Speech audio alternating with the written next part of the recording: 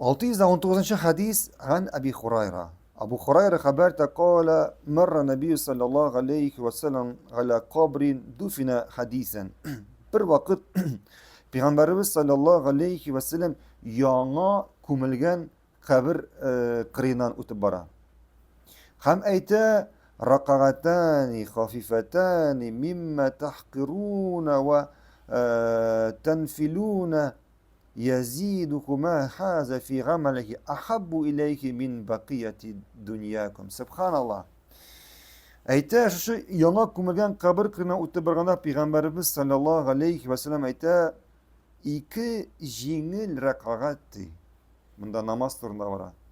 Ikki jingil o'qilgan namozdi. Ikki jingilgina o'qilgan namoz xafifatan.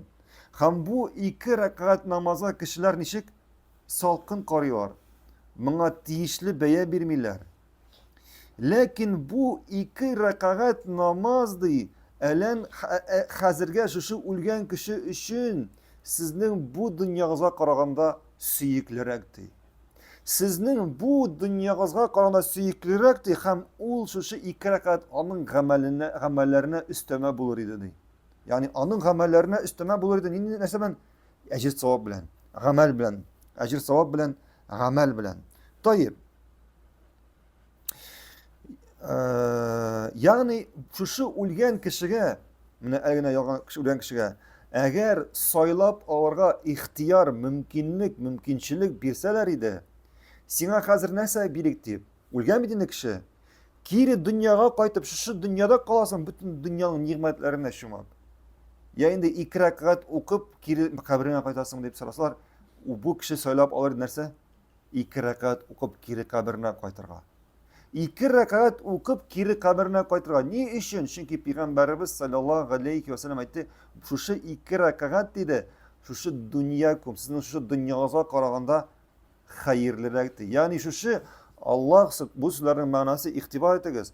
Allah subhanahu ve teala şu iki rekat jingilgine biz şu iki rakatka jingilgine qaragan iki rakatka birgen Allah subhanahu teala ecir savab bu dünyada bulgan barlık nesnelerge şu dünyaya hem şu dünyada bulgan barlık nesnelerge qaraganda hayırlırak. Barlık nesnelerge qaraganda hayırlırak. Manda nini rakat turnası bara? Allah rizalığı için okılgan nefil namaz. Yani sünnet namaz, müstehab bulgan namaz turundasız bara. Farz namazı turundasız var mı? Allah rizalığı için okulan iki rakat bardik sünnet namaz turunda, nefil namazı turundasız bara. Şuna göre biz bugün Subhanallah şu dünya artından kuvabız, dünya artından şababız. Nedir, nesedir Allah'sımız kile? Lakin Subhanallah bu iki rekat namaz bu dünyadan da anda bulgan neseden de hayırlırak. Hatta hayırlırak. Şuna göre Allah Subhanahu Teala, şuna göre Peygamberimiz sallallahu aleyhi ve sellem ayette hazır bu kişi işindi, bu hayırlık. Hem ondan sırasalar ol kaytıp nerse etiriydi? Şu iki rekatını kaytıp kiri kabrine kaytası gelir idi. Allah Subhanahu Teala Kur'an'da ayette حتى إذا جاء أحدكم الموت قال رب ارجعون رب ارجعون hem ona ölüm gelgeçti kişiye ölüm gelgeçti ne sayta ol رب ارجعون Allah beni geri kaytar niye için şu dünyada yaşarışım mı ayta لَعَلِّي أَعْمَلُ صَالِحًا فِيمَ تَرَكْتِ Kaytıp şu dünyada şu işlemegen, kaldırgan yakşı amellerimni işler idim dik şeyde. Şu kaytıp işler idim di. Ke Allah subhanahu teala nese di? Kella. Yok di. İnneha kelimetun huve qailuha ve min veraihim berzahun. İlâ yevmil kıyâme. Yok şoldi, bu bardik anın sözleridir. Ya Rabbi rciğun, kaytar mine. Ol kayta almayacak çünkü anın ardına derse berzak. Ham şu berzaktan o çıkalmayacak. Kaysıgına kadar yevme yubhasun. Allah subhanahu bar kişilerin kabirden tırgızıp kıyamet gününe koğançığa kadar. Kıyamet gününe jiğançığa kadar. Şuna göre bizga qadar bo'lgan sahabalar, bizga qadar bo'lgan salaflarning birisi uyinda bozında, ostida qo'yadir qabr qozib qo'ya. Qabr qozib qo'ya. Shu dunyoga birila boshlovun siza boshlag'achdan shu qabrga kirib aytadigan bo'la.